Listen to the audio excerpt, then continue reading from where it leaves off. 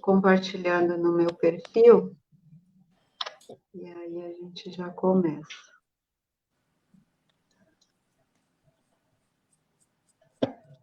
Sempre tem um tempinho do pessoal chegar, né? Sim.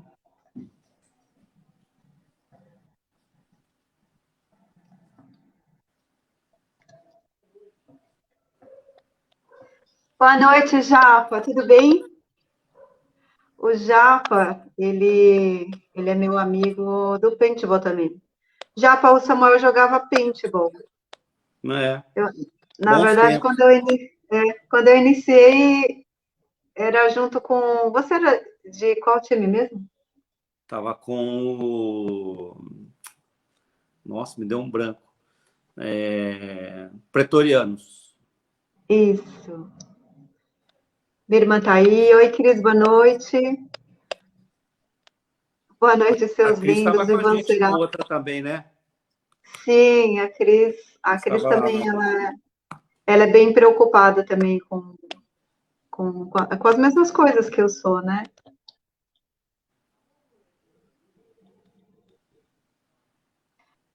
Já compartilhei. O Edmilson Freitas disse para você penal nele. Que ele não lembra? Não, ele falou penal nele. Ele não jogava campeonato, não, Japa. É.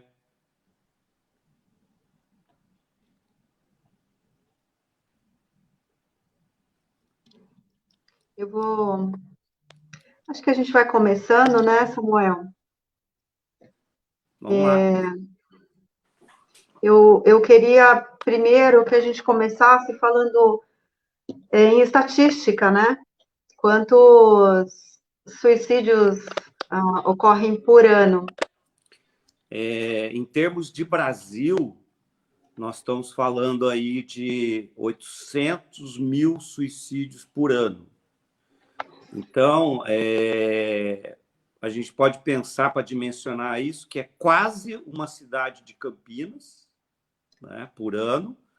E a gente, para ter uma dimensão melhor ainda, a gente pode pensar que é um suicídio cada minuto.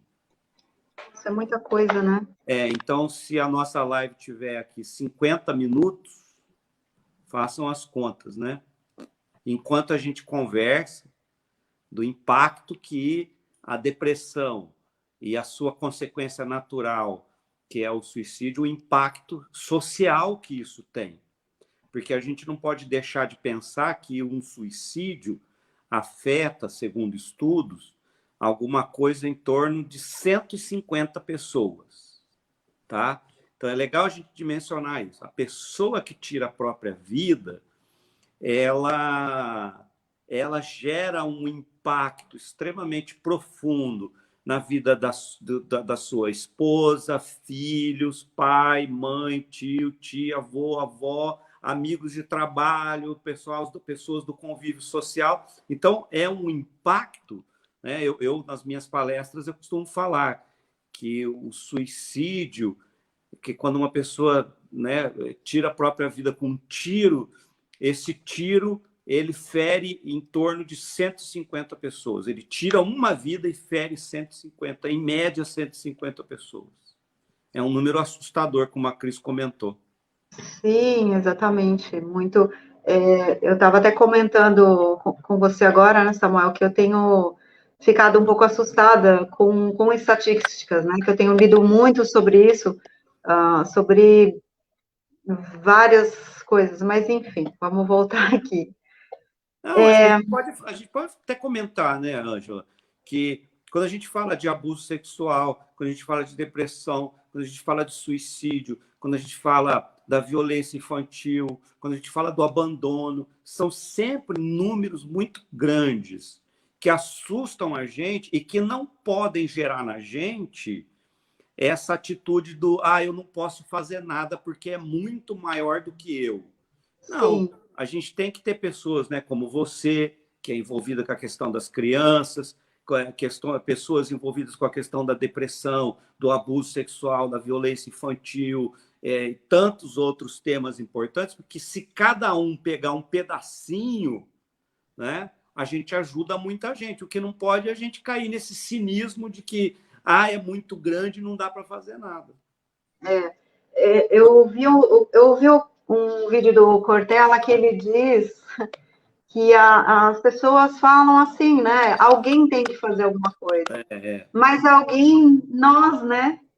Todos temos que, um pouquinho dentro da nossa possibilidade, tentar fazer alguma coisa de alguma forma, que os números são muito monstruosos, sobretudo na pandemia agora, tudo potencializou, né?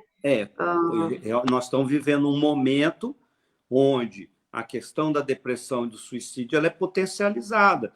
Então, nós temos pessoas que estão deprimidas em função do medo, em função da perda dos seus rendimentos, quer seja porque a empresa ficou comprometida, quer seja porque a pessoa perdeu o emprego. Nós temos pessoas deprimidas porque perderam amigos e parentes. Então, a gente vive um contexto de muita incerteza, de muita ansiedade, que leva, né, a essa situação das pessoas ficarem, primeiro, deprimidas. Né? O suicídio ele nunca acontece do nada. A gente primeiro entra na depressão e depois que vem a que a gente chama da ideação suicida. Né?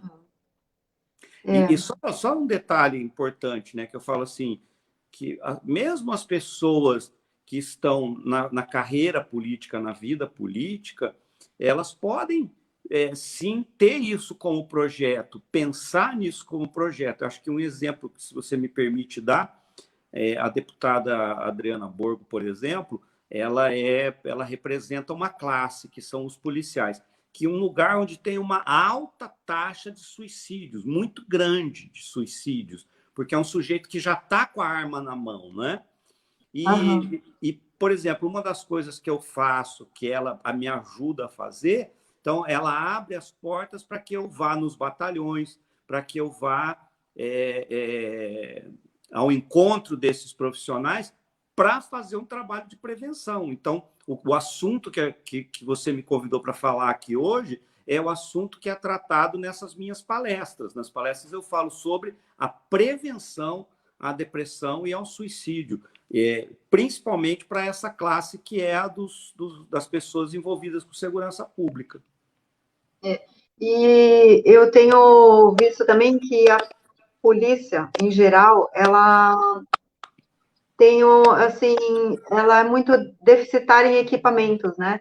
Então, você chega numa delegacia, a maioria das delegacias o pessoal reclama, não tem como trabalhar, não tem material, então outra frustração, né, que eles têm, né? Uma pressão muito grande, um tipo de trabalho que ora é reconhecido, ora é extremamente criticado, é um profissional de uma vida complicada, que sofre muita pressão, que lida com a questão da morte, da violência o tempo todo. Então, você imagina um trabalho que o dia inteiro você só lida com problemas. É o marido que bateu na esposa, é o filho que fugiu de casa, é um assassinato, é um latrocínio, né?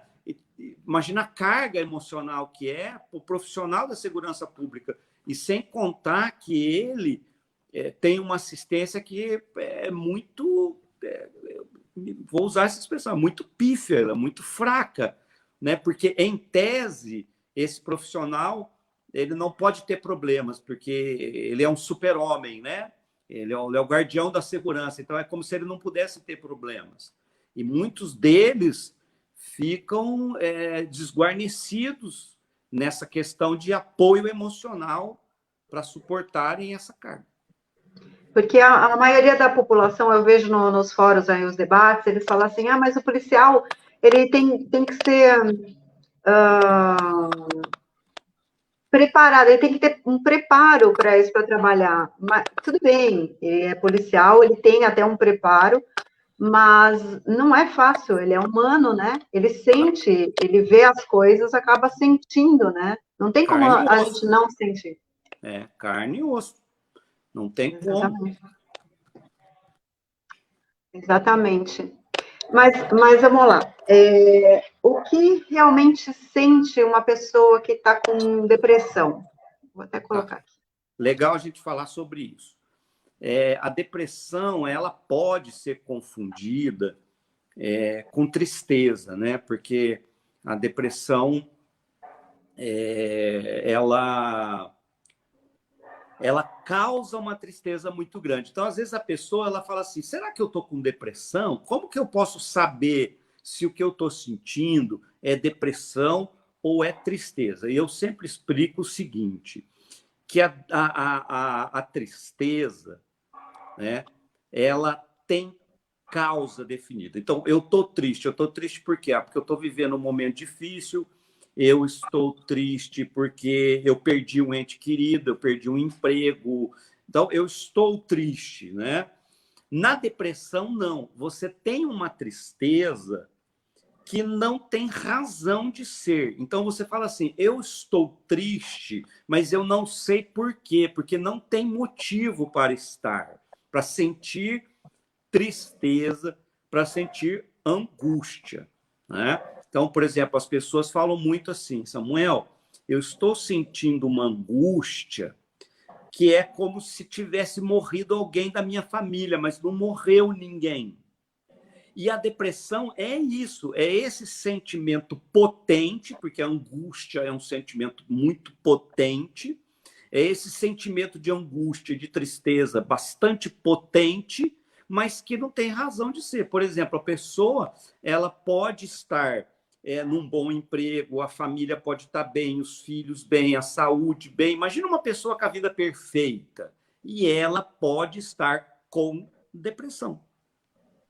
Então, é legal a gente diferenciar. Essa é uma pergunta bacana, por quê? Porque ajuda as pessoas a entenderem onde que a depressão é diferente da tristeza. E um outro aspecto é o seguinte, a tristeza ela tem uma duração.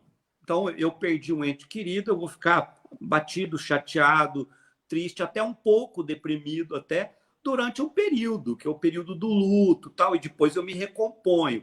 Na depressão, não. Na depressão, esse sentimento é contínuo, ele varia um pouco, hora mais intenso, hora menos intenso, mas ele é persistente. Então, isso é sinal de que eu já desenvolvi um quadro depressivo. Eu preciso de ajuda, né? Porque senão eu posso acabar entrando, então, naquilo que a gente vai chamar, então, da ideação suicida, que é um passo antes do suicídio. Né? Como é setembro amarelo, né? Eu estou falando de setembro amarelo, é o prevenção. Então, a prevenção não é prevenção ao suicídio. Não, a prevenção começa antes, como eu vou explicar daqui a pouco, né? Quando eu falo um pouco do ciclo da depressão, a gente vai poder ver que é possível prevenir numa etapa bem anterior à ideação suicida. Porque senão a gente fica sempre apagando o incêndio ali, né? Depois que já queimou quase tudo, a gente vai Sim, lá... aí é mais difícil, né? Muito mais. Para eles, talvez seja difícil identificar no primeiro momento que está depressivo, né? Sim. A pessoa, ela entra nesse estado depressivo de uma maneira muito lenta. Então, é muito comum a pessoa já estar vivendo um quadro depressivo já há bastante tempo, sem perceber. Por quê? Porque a depressão não é uma coisa assim, ó, hoje eu estou bem, 2 dias depois eu estou mal. Não. A gente não pode cometer esse erro, né? E isso poderia ser um dia ruim, uma tristeza passageira. A depressão é processo. E é um processo que tem um início, um meio e um fim.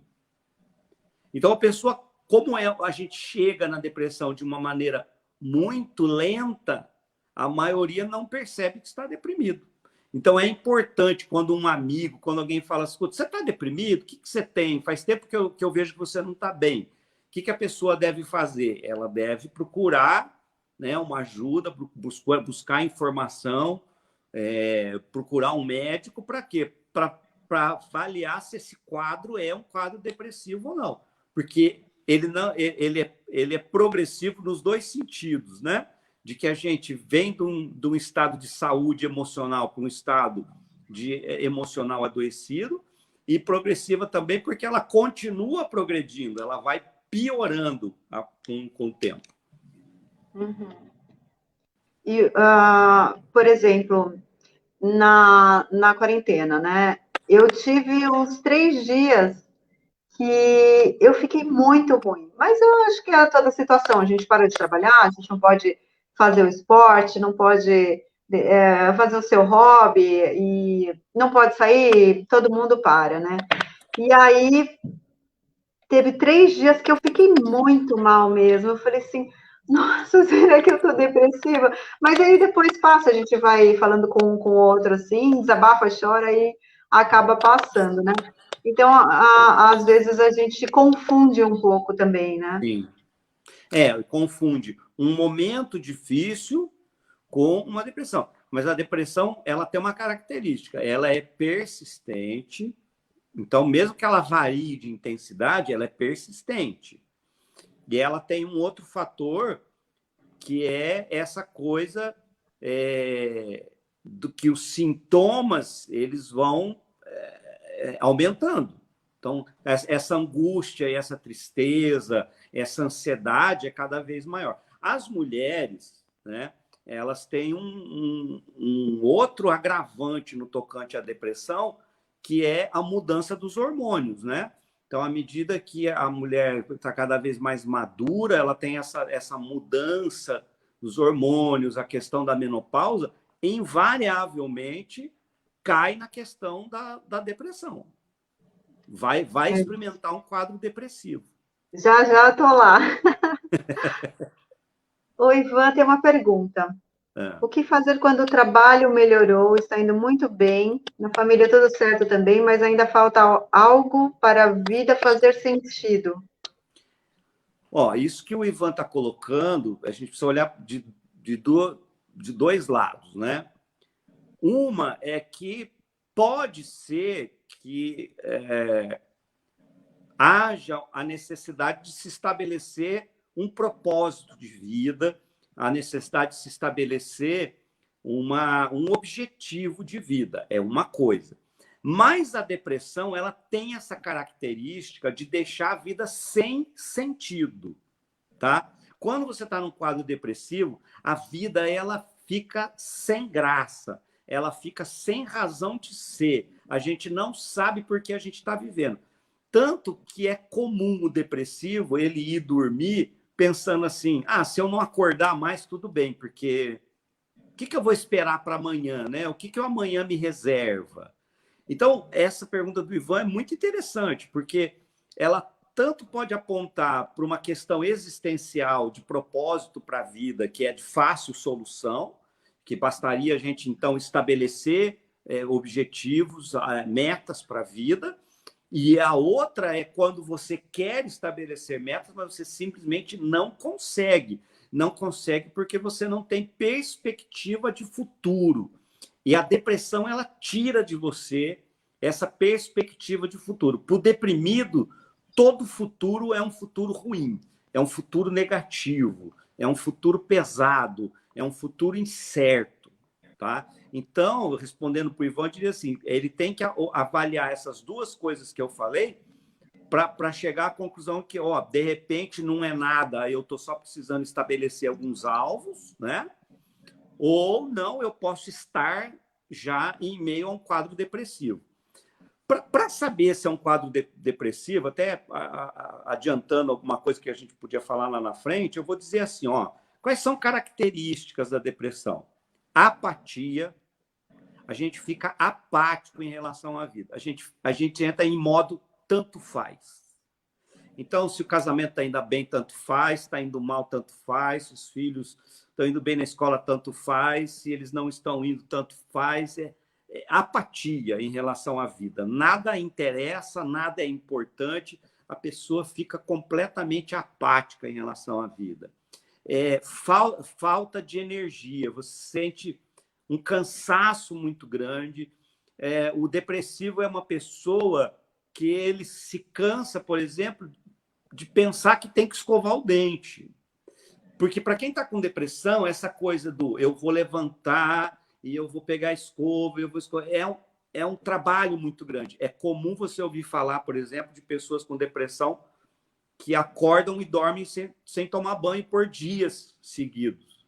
Porque a pessoa está num estado de desânimo, de falta de energia para a vida tão grande que qualquer tarefa pequena cansa muito.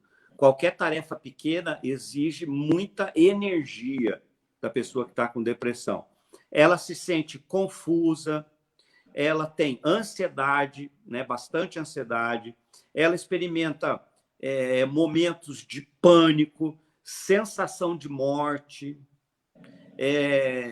desespero, impaciência.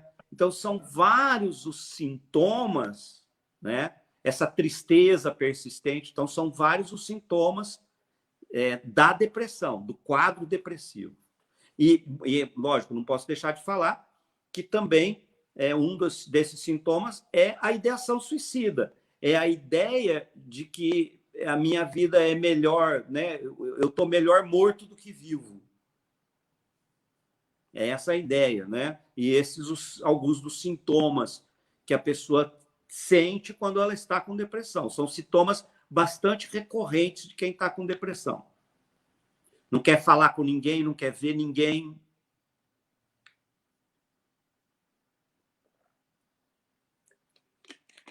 Não estou te ouvindo, Ângela. Eu abaixei porque aqui só tem cachorro no bairro, tá tudo latindo. Antes da gente responder a pergunta da Cris, quando alguém está depressivo, ela pode se apegar a alguma coisa, assim como uma tábua de salvação, e pensar assim, sem essa coisa eu não vivo. Não é que ela se apega, né? É que o pensamento do depressivo, ele é um pensamento muito negativo. Então, ele pode sim se agarrar a falsas esperanças. Exemplo, né? Sem essa pessoa eu não vivo, sem tal trabalho a minha vida não faz sentido. Se eu perder isso aqui, a minha vida acabou. Por exemplo, uma pessoa normal, ela vai pensar assim, meu trabalho é muito importante. Se eu perder esse trabalho, eu vou arrumar outra e a vida segue. O depressivo, não. A sensação que ele tem é de que se ele perder aquele emprego, a vida dele acabou, de que ele não vai nunca mais conseguir um bom emprego na vida, de que ele vai passar fome, de que ele vai passar vergonha. Então, e veja, é importante falar uma coisa aqui, não é frescura, não é fraqueza da pessoa, gente. É importante entender isso.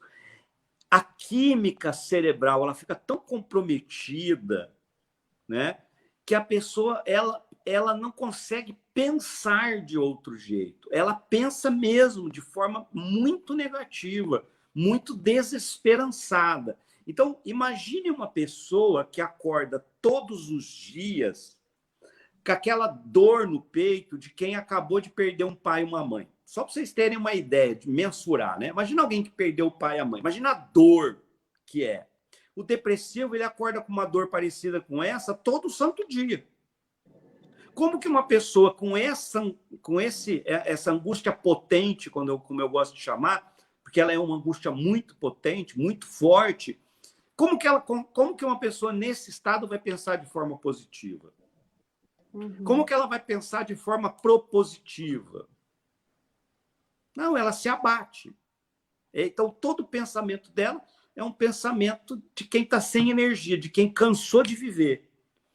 Tem um autor, o Andrew Solomon, ele escreveu um livro muito bacana sobre depressão, que chama O Demônio do Meio-Dia.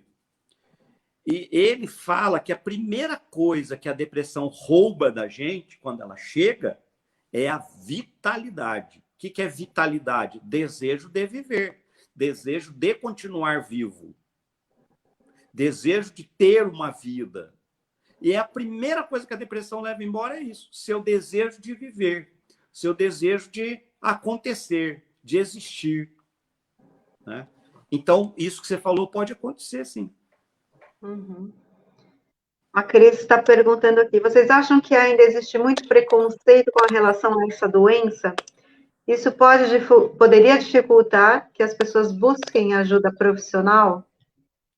Com certeza, essa pergunta da Cris é na mosca.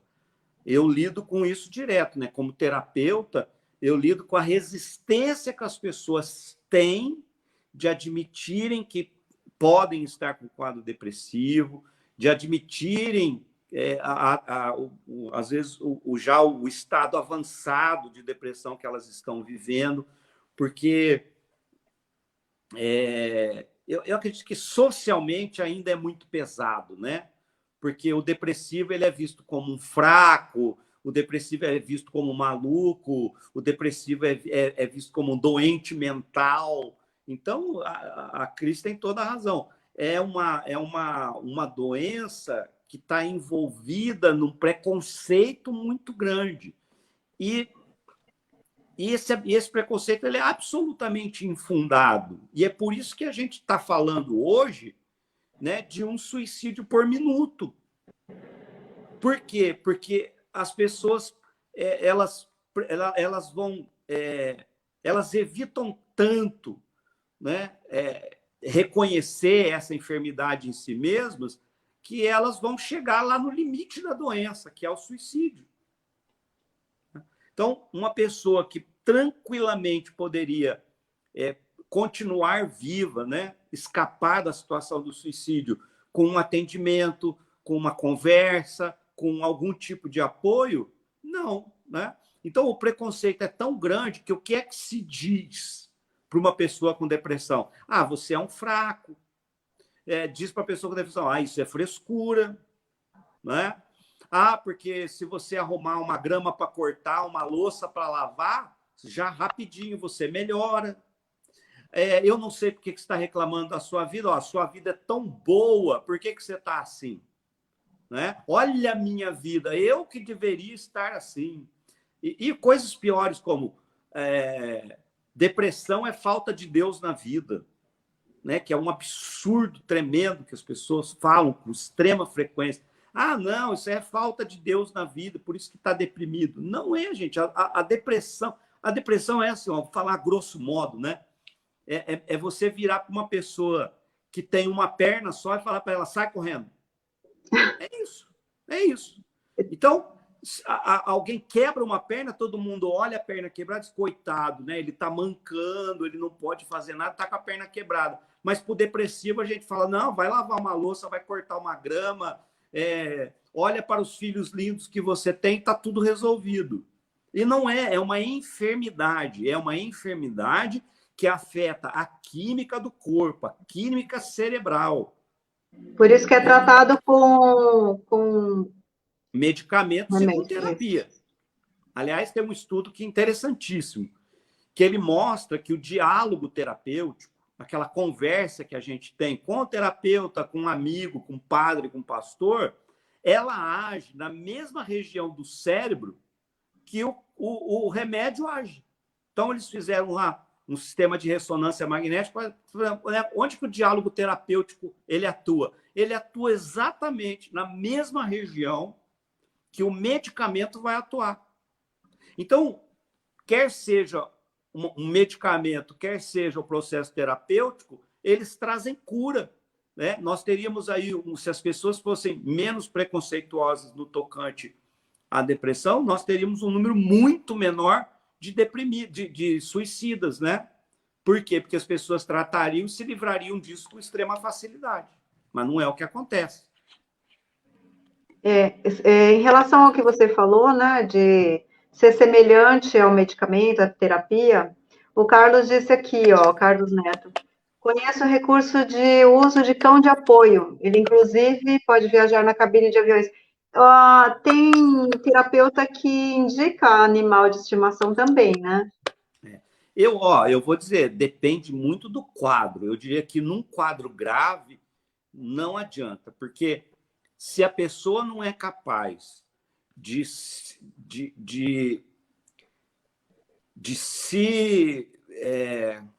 Fugiu a palavra. Se a pessoa não é capaz de superar aquela situação por conta de filhos, será que ela faria isso pela presença de um animal, eu até entendo o que o Carlos falando. Então, em alguns casos, em situações leves, ajuda bastante, sim. Mas eu acho que num quadro que a gente chama de depressão maior, né? Num quadro de depressão maior, há necessidade de se entrar com as duas vias de tratamento que a gente tem, que é o psiquiatra receitando os antidepressivos e o psicoterapeuta para ajudar a pessoa, né, a melhorar daquela situação. Inclusive, vale dizer aqui uma coisa importante: as pessoas têm medo de antidepressivo. É o tarja preta. Gente, remédio para depressão não causa dependência química. Nenhum deles causa dependência química, tá bom? É importante as pessoas estarem cientes disso. O antidepressivo é um medicamento muito bom. Os antidepressivos modernos, eles têm uma atuação muito boa no corpo para aliviar os sintomas. Baixo efeito colateral, né? Os efeitos colaterais são baixos. E o único cuidado que você precisa ter é o desmame. Né? O que é o desmame? Eu estou tomando o antidepressivo há 6 meses. Eu não posso parar do dia para a noite. Então, eu tomava um comprimido, vou começar a tomar meio, depois um quarto, depois eu paro. Isso é o desmame. Mas o remédio para a depressão não causa dependência. O que causa dependência? Um remédio que muita gente toma, né, que é o Rivotril. Rivotril causa dependência. Se você toma por um longo período de tempo, você praticamente não consegue ficar sem. Né? Muitas pessoas não conseguem ficar sem.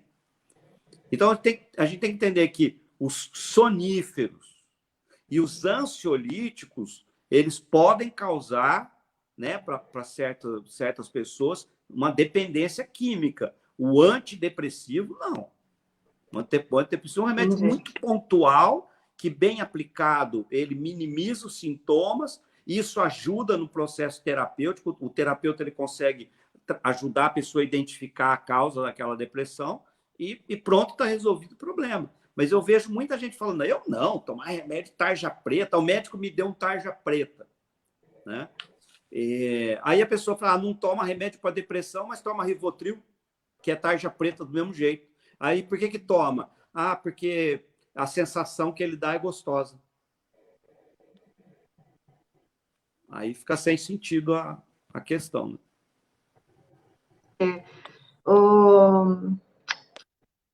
Deixa eu ver. Tem mais uma pergunta aqui.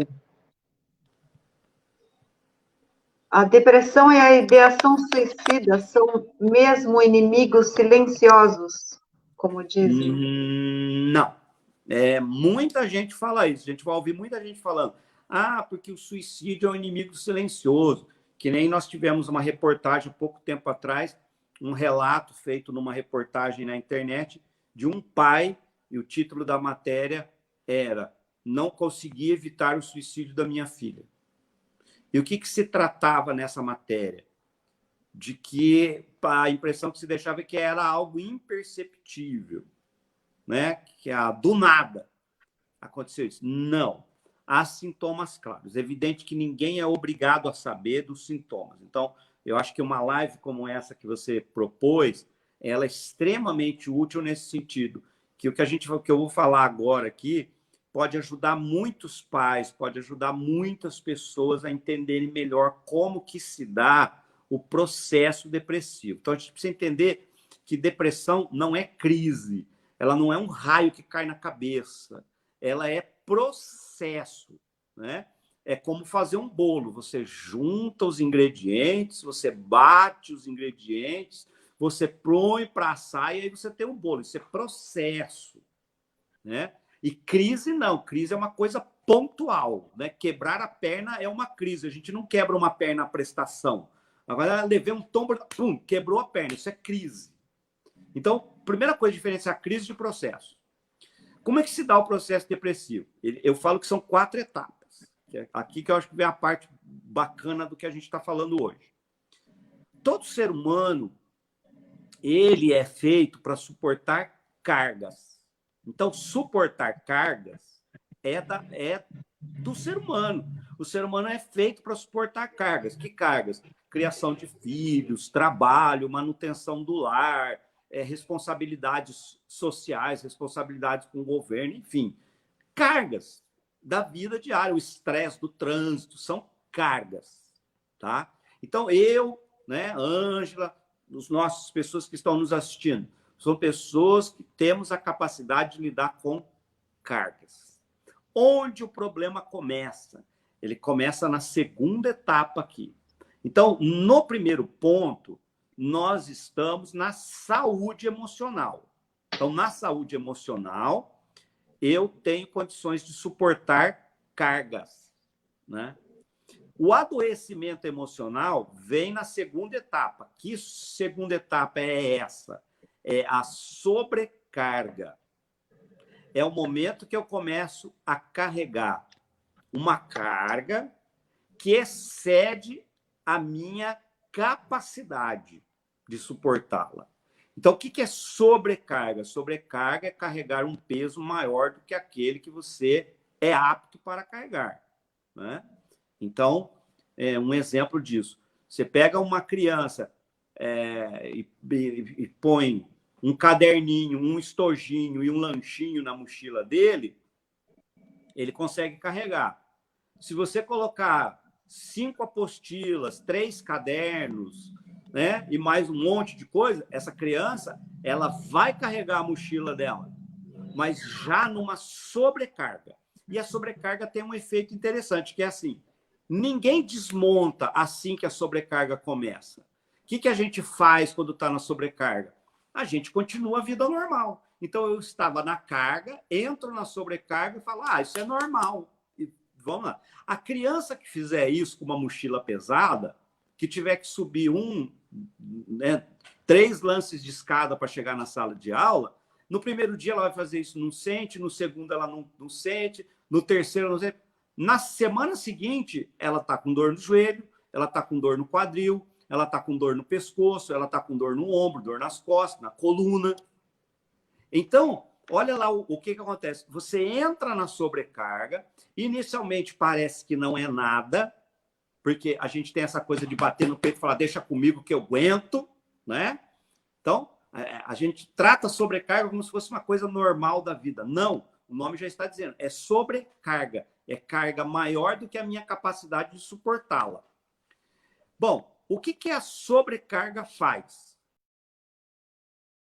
Sintomas, tá? Então, vamos lá na criança. Mochila super pesada, tem que subir todo dia 3 lances de escada. Primeiro dia não sente, segundo não sente, terceiro não sente, semana seguinte, dor no joelho, dor na coluna, dor no ombro, dor de cabeça, né? Que são sintomas. O sintoma é uma informação. O que o sintoma? A gente precisa aprender a lidar com o sintoma. O sintoma é uma informação, gente. O sintoma, ele está comunicando algo. No caso das dores que esse aluno vai sentir, o sintoma está lá para dizer assim, olha, tem alguma coisa errada aqui. Será que a mochila não está pesada demais? É isso que o sintoma está lá para dizer. O mesmo acontece conosco. Quando o adulto entra na sobrecarga e permanece na sobrecarga por algum tempo, ele vai começar a apresentar sintomas físicos e emocionais. Sintomas físicos: gastrite, dor de cabeça, enxaqueca, pontadas na cabeça, dor de estômago, enfim, vários sintomas físicos, né? De cunho físico. E ele vai começar também a apresentar sintomas emocionais: irritabilidade, falta de energia, impaciência. Ele começa, por exemplo, a comer demais. Então, olha o ciclo como é que é. Eu estava na carga, que é saúde emocional, e estava equilibrado, me alimentava bem. Eu entro na sobrecarga, eu entro num sofrimento físico e emocional. Eu preciso aliviar esse sofrimento físico e emocional. Com o que eu vou aliviar? Com algo que me dê prazer. Comida dá prazer? Álcool dá prazer? Drogas dão prazer, é alívio, percebe? Olha você sendo enredado pelo problema. Então, a pessoa vai começar a comer demais, comer de menos, ela começa a beber com mais frequência, ela pode começar a fumar. Então, observe que esses sintomas, o conjunto desses sintomas, está sinalizando para a gente que nós estamos, então, nesse segundo estágio, que é a sobrecarga. Aqui é a hora de tratar o problema. Mas quando que a gente vai tratar? Aqui no final, ó. A gente vai tratar quando está na depressão e na ideação suicida. Vem tratar aqui. Devia estar tratando aqui. O preventivo é identificar a sobrecarga e tratar a questão da sobrecarga. Sobrecarga, se você quiser chamar de um outro nome bastante conhecido, é estresse. Né? O estresse é aqui que a gente começa a tratar. Principalmente quando você percebe que, estando no estresse e na sobrecarga, você já começa a ter mudanças de hábito. Dormir menos, dormir demais, comer de menos, beber, né?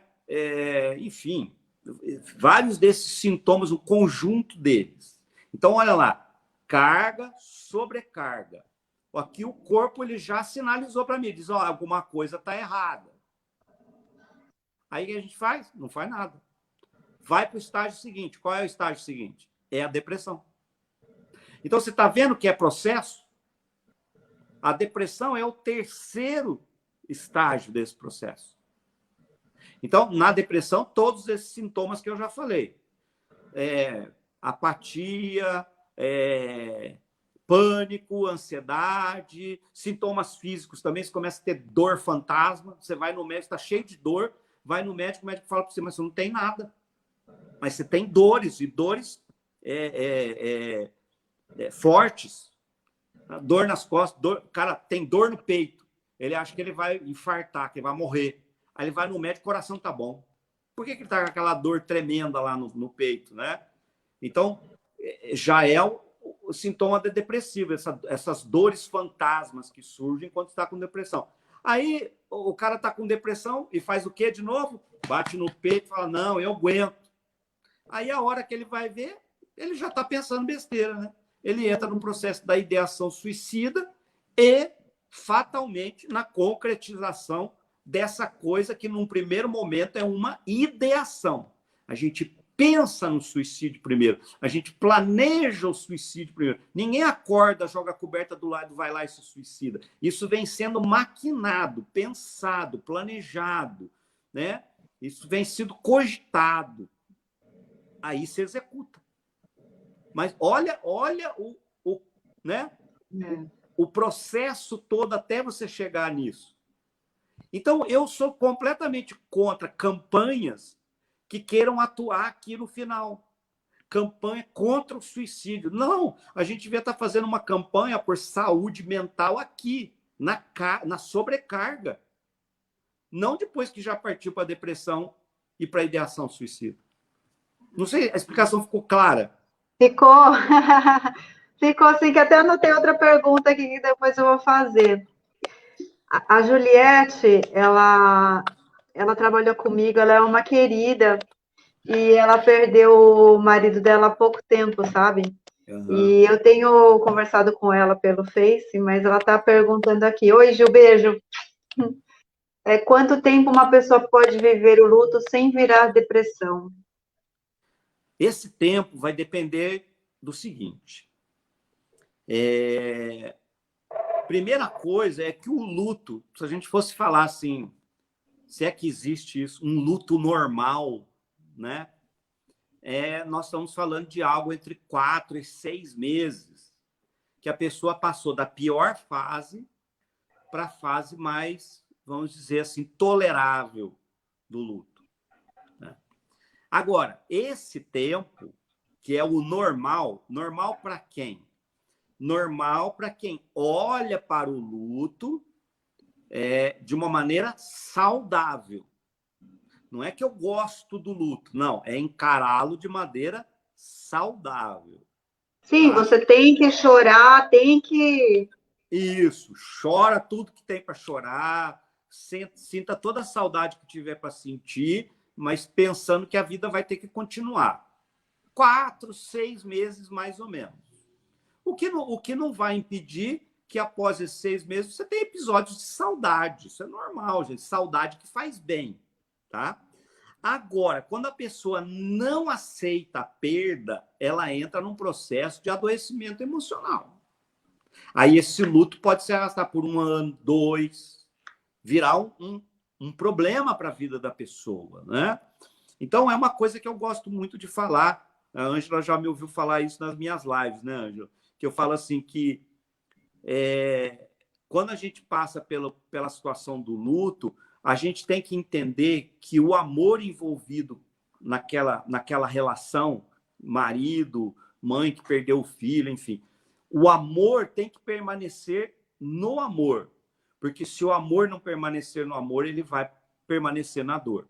O que eu quero dizer com isso? Que a gente tem que pegar, vamos pegar o exemplo da Juliette.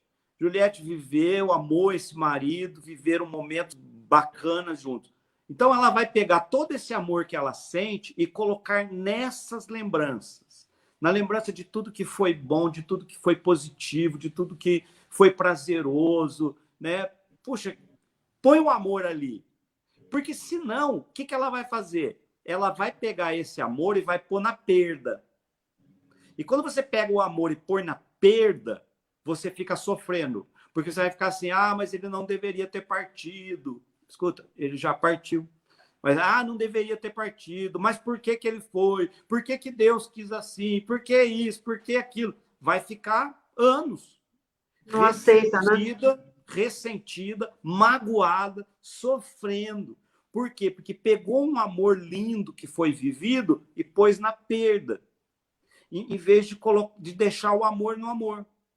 O que é quando eu falo deixar o amor no amor? É que o amor fica naquele território produtivo, naquele território bom, onde as coisas da vida foram construídas. Né? Onde o companheirismo, a amizade, o carinho, o afeto, a cumplicidade, tudo que vocês viveram de bom foi vivido. É ali que a gente tem que deixar a nossa lembrança, o nosso amor. Agora, se pegar esse amor e pôr na perda, só vai sofrer. E aí vai sofrer indefinidamente. Ju, bem legal, né? Isso mesmo, deixar o amor no amor. Eu vou aí tomar um café com você, viu? Vou ver se eu vou na semana que vem. Pode vir. Deixa eu falar sobre a minha. Eu até anotei aqui porque eu tinha lembrado e eu não quis interromper você. Eu escutei por várias vezes que eu tenho abordado bastante a depressão, né? Com pessoas e tal, nas conversas. E já, assim, várias pessoas, umas 3 mais ou menos, eles me disseram assim que antigamente não tinha depressão, porque a pessoa tinha que pegar no pesado, tinha que ralar, tinha que trabalhar, tinha que fazer muita coisa que hoje em dia é mais fácil de viver, entre aspas, né?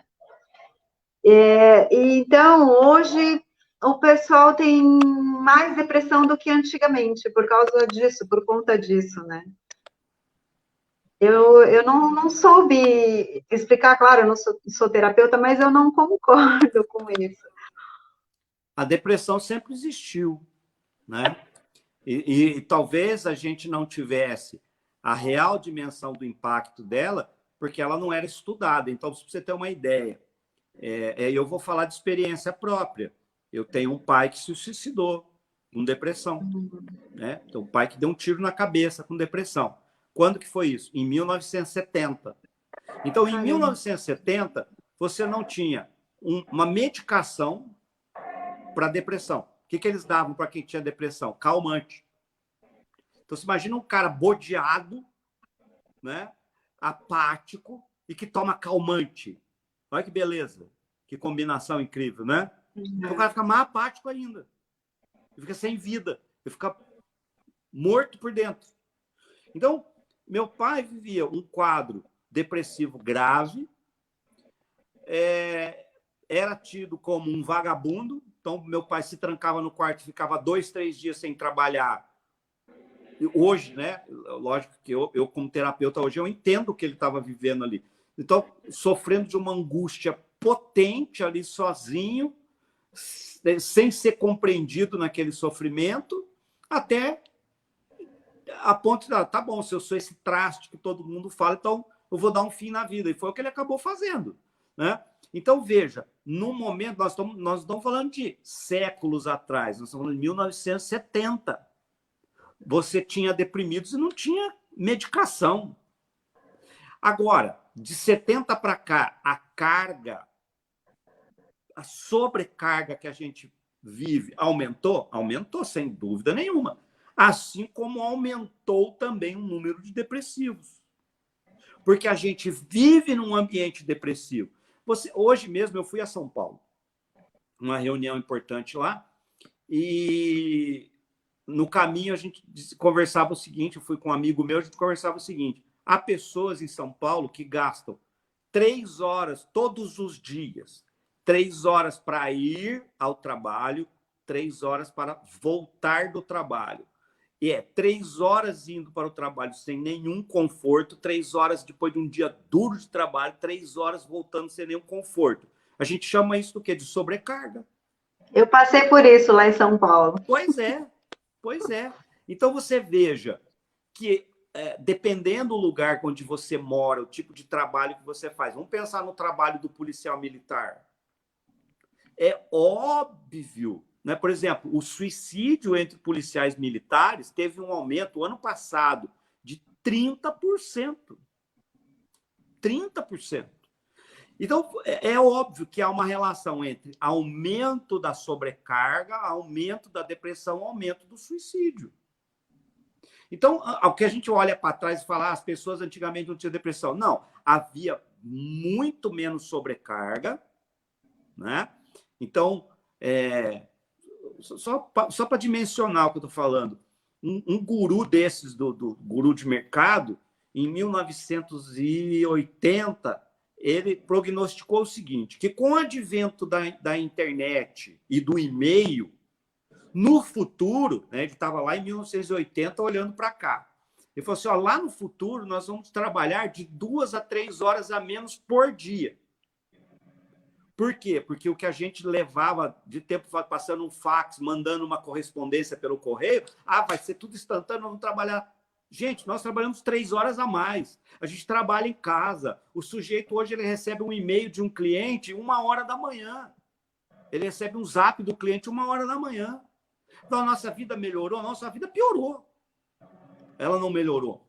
Em vários aspectos, ela melhorou. Em vários aspectos, ela piorou. A sobrecarga de trabalho é muito maior. E se você tem, como eu disse, carga, sobrecarga, a sobrecarga é o passo anterior da depressão, que é o passo anterior do suicídio. Então, e a sobrecarga em cima de jovens, crianças, pré-adolescente, adolescente, eu acho que aumentou muito, porque na minha época eu lembro que a gente brincava na rua, a gente não estava nem aí. Eu tinha 17 anos ainda, brincava de esconde-esconde na rua. A gente falava, não, vamos brincar de esconde-esconde, e todo mundo brincava. Hoje eles não fazem mais isso, né? Eu acho que a sobrecarga intelectual, de atividades, né? Isso acaba. O próprio videogame também, eu acho que isso acaba sobrecarregando muito eles, né? Aí quando chega lá na frente, muitos não sabem o que querem fazer. Muita informação, né? O que eu vou fazer agora? Eu acho que a sobrecarga maior que eu vejo para adolescentes, crianças e adolescentes, é a sobrecarga da agenda. Sim. Por quê? Não é do videogame, é da agenda. Né? Para mim, o videogame é nocivo quando ele substitui pai e mãe. Então, o adolescente não tem pai e mãe e é adotado pelo videogame. Isso é um problema. Não é que o videogame em si seja um problema. O outro problema é a agenda. Então, a mãe, né, nessa visão do preparar o filho para a vida, você tem criança de 6 anos que tem equitação, natação, judô, inglês, espanhol, chinês. Cara, criança que devia estar brincando, que deveria estar gastando energia, está com uma agenda de adulto. Então, e isso, lógico, vai deixar doente. Eu tenho no consultório um caso muito que me sensibiliza muito, que tem sido um caso difícil de resolver, mas de uma adolescente que tem toque. Mas o toque dela é tão intenso, né, que ela lava as mãos até sangrar. Então, olha isso, né? Um adolescente. Então, o toque é o quê? O toque é consequência, não é a causa. O que é a causa? O que essa adolescente está passando para vivenciar esse sofrimento emocional? E, às vezes, o problema não está na criança, está nos pais. Aliás, vou falar uma coisa, né? É muito comum os pais chegarem aqui dizendo assim: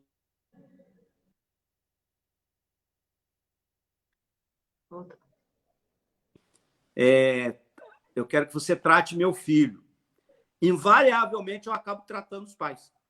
É o que acontece 90% das vezes. Chega, meu filho está com problema. Eu falo, tá bom, então eu vou tratar de vocês. E aí o filho melhora. É o que realmente acontece. Eu trato os pais, o filho melhora. Porque criança não é para adoecer emocionalmente. Adulto, sim, mas a criança não. Então, geralmente, quando a criança está sofrendo, os pais precisam olhar para eles. É o que geralmente acontece. Isso a gente também abordou na live de alienação parental, né? Que tem todo aquele problema da alienação, aquela briga, vai, não vai, você não vai ver meu filho, e aí a criança também acaba adoecendo, pode entrar num quadro depressivo, claro que não é regra, né? Cada criança absorve de um jeito, mas também tem esse problema. Assim como na violência Sim. doméstica, né? Porque a gente está falando muito ultimamente de violência doméstica contra a mulher, claro, a mulher sofre, isso a gente tem que dar um jeito mesmo, mas e os filhos, né? Existe Porque uma os filhos estão violência. assistindo tudo, né? Existe uma violência na família que ela não é notificada porque ela não é violência física, mas é a violência emocional. Você é burro, você é incapaz, não sei por que você nasceu, Você você não me sabe arrependo, cozinhar, né? você não sabe fazer nada, você é desastrado, você é burro, né? Eu já ouvi mães dizendo: a pior coisa que aconteceu na minha vida foi você ter nascido. Imagina como é que é para um filho ouvir um negócio desse. Então, isso é extremamente violento e isso adoece emocionalmente. E a gente, às vezes, não olha para esse tipo. Por quê? Porque não deixa um roxo. Não deixa um roxo no olho, não deixa um roxo no braço, nas costas, mas deixa um roxo na alma. Né? Você Sim, porque a destrói. pessoa, para falar isso, ela tem não sei o que é, mas ela tem um problema muito grande para chegar a Tem. agredir uma pessoa que talvez não tenha feito nada, só pelo fato de agredir, sabe? Que é Não, colocar alguma coisa que eu não entendo o que é. não, é sistêmico isso. É porque já ouviu isso da mãe e do pai anteriormente. Então, esse adoecimento, ele não está ali naquele pai, naquela mãe. É anterior a eles. Eles já vêm de um abuso emocional anterior. Então, o que eles fazem é só reproduzir lá adiante esse mesmo abuso emocional. Por isso que a gente fala que família é um sistema. E o que acontece na família é do sistema. Então, por isso que quando eu falo assim, né, quando crianças adoecem, para mim é líquido e certo. A família está adoecida, não é a criança. Ela está só, né, colocando para fora, sinalizando que aquela família está adoecida. Porque, para mim, é líquido e certo. A criança não adoece emocionalmente, a não ser que a família esteja adoecida. A criança nasce sem problemas, né? Tem. Uma criança não precisa de terapia. Quando a criança precisa de terapia, quem precisou antes foram os pais. Exato. A Cris está perguntando aqui: a sobrecarga aumenta também em decorrência das imposições sociais, como padrões de estética, sucesso, etc. Sim. Sim, sem dúvida nenhuma. É mais uma carga, né? Fora as outras tantas que a gente tem, essa é mais uma sobrecarga. que é a necessidade de se adequar a padrões sociais, a imposições, né, de mídia, por exemplo, sem dúvida nenhuma. Eu fiz uma Colaboram para a postagem, depressão. sim, eu fiz uma postagem, eu repostei, né, um texto de uma pessoa que ela estava fazendo essa crítica, porque ela estava dizendo que as meninas costumam olhar esses blogs agora, desses jovens que, eu ganhei o Rímel, vamos ver se é bom, e aí ganha um monte de coisa que eles patrocinam ela para mostrar, né, no blog dela, no YouTube dela, os seus produtos, e aí ela começava assim, que a menina, porque hoje cedo eu vou fazer drenagem, aí eu vou para massagem, eu vou no seu... Não existe Não. vida assim, né? Ele estava falando. Se tiver, é só dela. E mesmo assim. É uma exceção, não é a regra. Exato, né? E tanto é que ele falou assim que eu não sei o nome desses blogueiros, mas o outro que parecia ter uma vida perfeita, ele se suicidou. Exatamente. Aliás, não tem Entendeu? um caso, não, são vários. Então, e você acha, então a moçada, né, olha aquilo tudo, a menina bonita, aí se pinta, maqueia, e a outra gordinha não consegue fazer um regime porque não consegue fazer ginástica porque ela tem que acordar, ir para a escola, aí tem que trabalhar para ajudar os pais, entendeu? E eu acho que isso é mais ou menos o que a Cris está falando também, né? Perfeitamente. Muito bem anotado aí. Eu fiz esse post, até vou procurar depois. Nós já estamos com 9 horas, acho que são 9 horas. Deixa eu ver aqui, tem mais alguma coisa. O que não devemos dizer, isso é importante, para uma pessoa com depressão. Eu vou voltar um pouco, talvez falar um pouquinho aquilo que eu falei, né? Não pode falar com uma pessoa com depressão, por exemplo, que ela precisa ter ânimo. Ela não tem.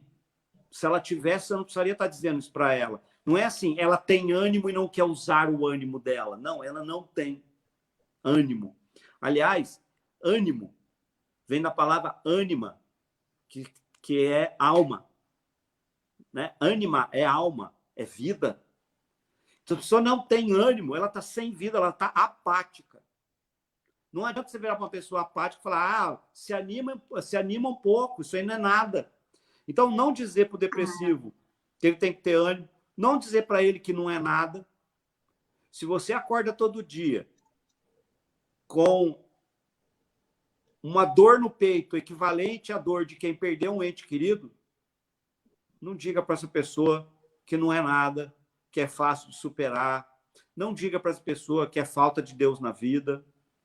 Né? Não adianta dizer para o deprimido vai passar. Não adianta dizer para o deprimido, mas olha para os seus filhos, olha os filhos lindos que você tem. Né? Essa pessoa, ela está adoecida, emocionalmente adoecida. O que ela precisa é alguém que diga para ela, estou com você, estou do seu lado, conte comigo, converse comigo. Ela precisa de alguém que diga, né, que haja muitas vezes, que diga assim, escuta, põe uma roupa aí, eu vou te levar no médico, ou vou levar você para dar uma volta num parque, vamos caminhar um pouco. É disso que o depressivo precisa. Não precisa de alguém dando conselho estúpido, conselho burro, né? Conselho fácil. Porque se fosse fácil, o depressivo resolveria sozinho. Né? E quando até tem uma boa intenção, mas não é por aí, né? Não, é uma boa intenção, mas muito ruim. Né? Como diria um amigo meu, ruim com força. E quando eu falo de que depressão não é falta de Deus na vida, é importante lembrar que uma das coisas que eu sou é teólogo. Né? Eu sou uma pessoa que tem fé, uma pessoa que acredita em Deus, e eu posso dizer com toda a tranquilidade do mundo, a depressão não é falta de Deus na vida. Lógico que Deus e a fé podem ajudar muito uma pessoa no momento de depressão, mas não dá para a gente sair julgando os outros, dizendo, não, isso aí é falta de Deus na vida. A pessoa pode ser uma pessoa de muita fé em Deus e mesmo assim estar num quadro depressivo. Uma coisa não anula a outra. Né? É bom até que ela faça as suas orações, porque é uma forma de né? Que a gente fala de que psicoterapia, o que é psicoterapia? É a cura pela fala. A oração é uma fala que a gente faz. E Então, ela ajuda ajuda a muito. curar. Ajuda muito. A oração é uma coisa muito boa, né?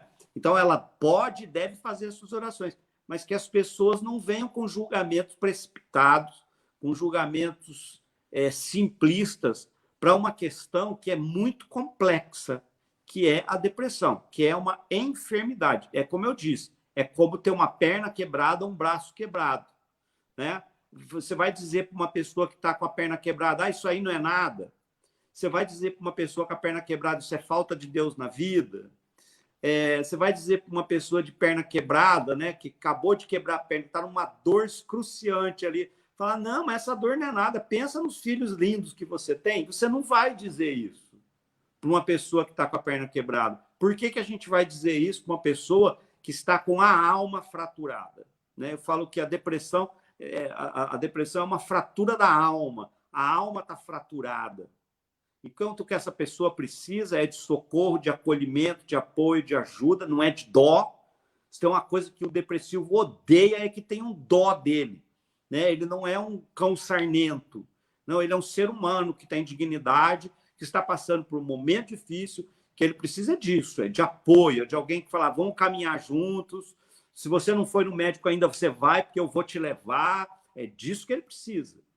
O Andrew Salomon, que escreveu o Demônio do Meio-Dia, que é um livro que vale a pena ser lido, ele conta que o pai dele ele tem uma dívida de gratidão imensa pelo pai dele, porque o pai dele, às vezes, ele estava tão caído, tão abatido, que ele ficava dias no sofá sem tomar banho. O que o pai dele fazia? O pai dele não ficava lá para ele, isso vai passar. Não, o pai dele pegava ele, colocava no ombro, fazia ele andar até o banheiro, tirava a roupa dele, dava um banho nele, depois fazia uma comida, ajudava ele a comer. O pai dele deu um suporte. E ele fala o quanto, ele testemunha no livro, o quanto que o pai dele foi importante para ele superar a depressão.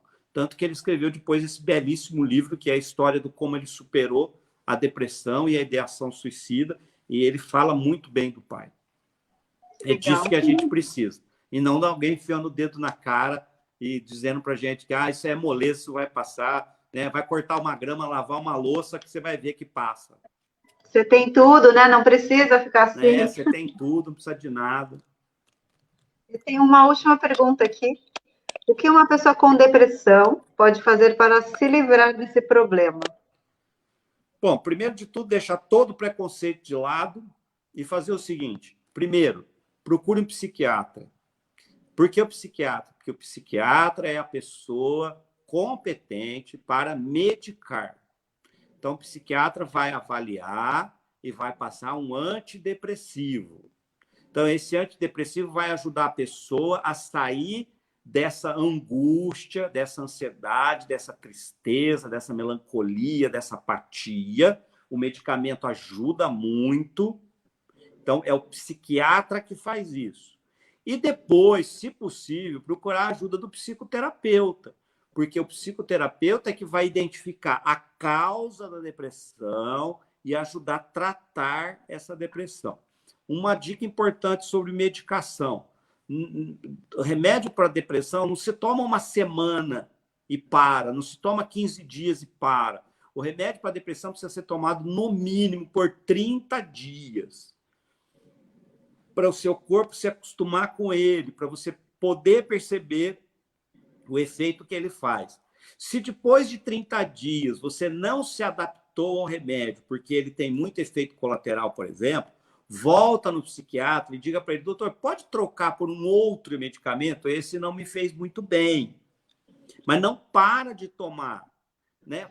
Muda para o outro, outra posologia lá que o psiquiatra vai dar e continua, porque o antidepressivo são vários tipos de medicamento, cada um com uma propriedade, cada um com um jeito. Um deles vai se adaptar melhor a você. Então, não desista porque o remédio fez eu passar muito mal. Porque o antidepressivo me deu muito sono. Tá bom, tem um que dá sono, tem um que não dá, você só vai trocar. Mas é fundamental se medicar para você poder se restabelecer um pouco e depois fazer o trabalho psicoterapêutico. Por exemplo, quando o paciente chega aqui no consultório e ele está muito deprimido, é a primeira coisa que eu faço. Procuro o psiquiatra, se medica, aí nós vamos para o processo terapêutico. Porque nessa condição que você está hoje, não adianta começar o processo psicoterapêutico, né? Então, essa seria a minha dica aí para quem está com depressão. Tem muita pouca informação sobre como identificar e lidar com alguém em estado depressivo. Muito relevante a questão. Obrigado. Meu irmão também está aí. Boa noite, meu irmão é veterinário. Também é meu amor. É muito desafiador saber dar suporte nessas situações, E, inclusive, só pegando o gancho no que você estava falando, só um exemplo, eu tive um colega que ele tentou suicídio, né? Ele tomava remédio porque ele era depressivo. E aí foi aquela coisa toda, tal. E aí descobriram que ele tinha parado de tomar o remédio.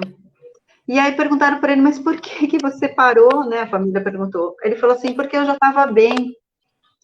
Então a pessoa já está se sentindo bem, ela falou assim, não, eu já tô bem, então eu vou parar, né?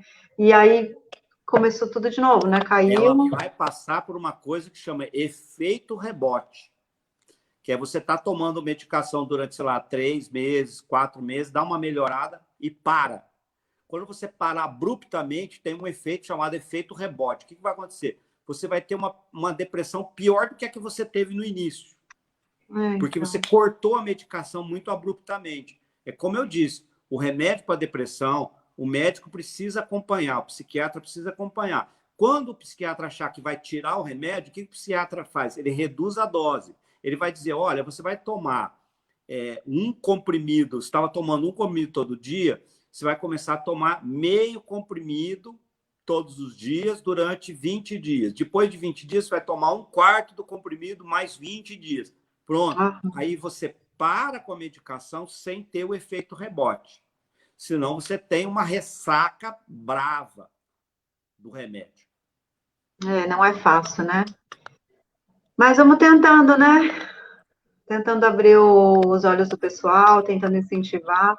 Eu converso com muita gente. Importante é o preconceito. A gente precisa acabar com o preconceito. Sim. Precisa entender que a depressão é uma doença como outra qualquer. É como uma gastrite, é como enxaqueca, é como dor na coluna. Precisa de tratamento, é só tratar, gente. Tratou, ela tem cura. Todo processo depressivo tem cura. Trate e você vai ver que você pode sair dele. É isso mesmo, Kátia. A desinformação a respeito da depressão é ainda hoje muito grande. Conhecermos a respeito é muito relevante. E eu acho que a família também tem que sempre estar de olho. Eu sei que a vida é muito corrida, né, Samuel, para todo mundo, né?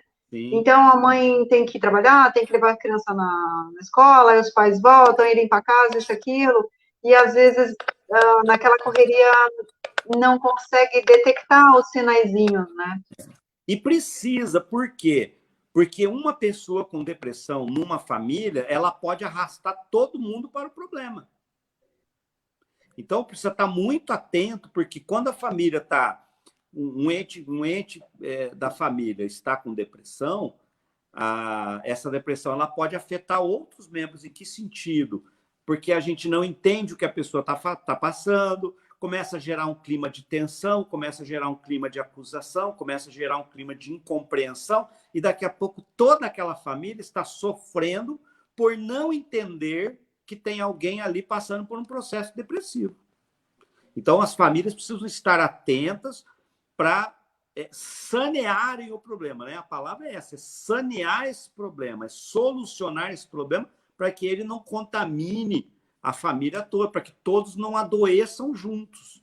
Porque o depressivo, a depressão no depressivo é que tem essa capacidade, às vezes, de arrastar toda uma família para dentro do problema. Não é fácil. Mas tá bom. Você tem mais alguma coisa para falar? Nós estamos com... Eu quero agradecer a oportunidade aí, acho que essa é um assunto que eu gosto de tratar, porque conheço, graças a Deus, conheço bem, já tive que conviver com isso, né? Então, na minha família, conviver com a depressão, com o suicídio. Então, é uma coisa que eu falo com muito carinho, que a ideia é fazer essa fala para que haja, de fato, prevenção, né? Para que as pessoas possam, de fato, se prevenir. Então, quero agradecer pela oportunidade que você me deu de falar aí para o teu público, né, para o pessoal que te conhece. Eu desejo de que essa live seja, né, bastante útil aí para todo mundo, que as pessoas depois divulguem essa sua live, né, compartilhem essa live, divulguem, para que essa informação chegue ao maior número de pessoas possíveis, porque é uma forma da gente ajudar. Talvez uma live como essa, que alguém, né, daqui 2, 3 dias vai assistir, de repente é uma pessoa a menos que a gente vai estar naquela contabilidade de um suicídio por minuto que a gente tem hoje no Brasil, né? Sim, Se ela fizer essa diferença, ela já valeu a pena. E é tão relevante porque muitos problemas levam à depressão, né? Como a gente estava falando, a violência doméstica, a, a droga, né? A droga também, a pessoa fica depressiva, e a família acaba sendo arrastada junto. Então, está relacionado com muitos problemas, né? Familiares, né? Mas foi bem legal mesmo. Eu quero agradecer você, Samuel, mais uma vez. Legal. Eu já falei para você que eu acho que eu vou fazer psicologia, né? Faça que é bom. Eu só não sei se eu ainda tenho paciência.